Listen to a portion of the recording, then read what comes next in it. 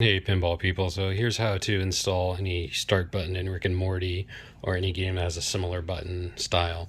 This is what you will get for the button with whatever piece put on the end there that you've ordered, and this piece will be wired into your game.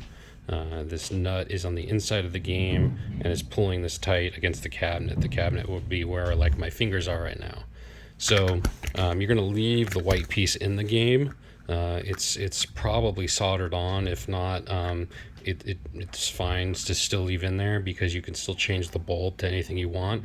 And in the game, you're just going to twist this white gizmo. I just did it with my fingers, white switch, and it will just pull straight out. And it will stay inside the game. And I'll have wires connected to it. Then the rest of this is still attached to the game, and you just have to spin this nut off from inside the game and take it off. It's just like a regular nut. It's righty tighty, lefty loosey.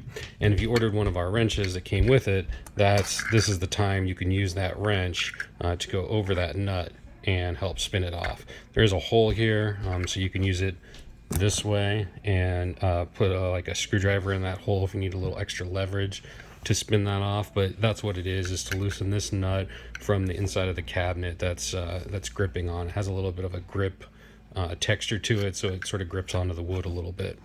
Once you have that nut loose, you can spin it off and it will just pop out around these white prongs that are there.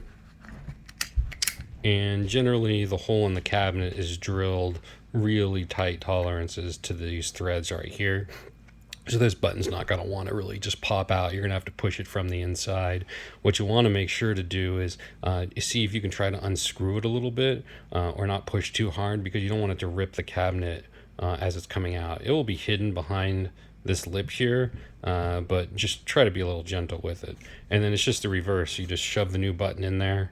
You're going to want to try to line it up with these feet being similar to where they were when it came out.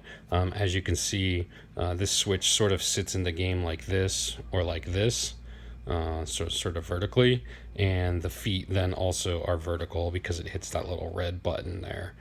So having it similar will help with putting this back in. It's not crucial though, because this thing can spin pretty much any direction. And then once you put this button back in, you screw the nut on. It just really needs to be hand tight, just enough that this thing isn't flopping around. Then you slide the white thing back in there, and you're going to feel the notches. It will just slide all the way in, sort of like this, where the notches line up, and then it just gets twisted back around. It's hard to do it with one, but you can see where that white foot is there. It's going to line up with that red dot there. So if I flip it with my hands, both of them, then you can see that it lines up and it pushes in on that red switch there, and everything's good. So that's how to install a start button in your game.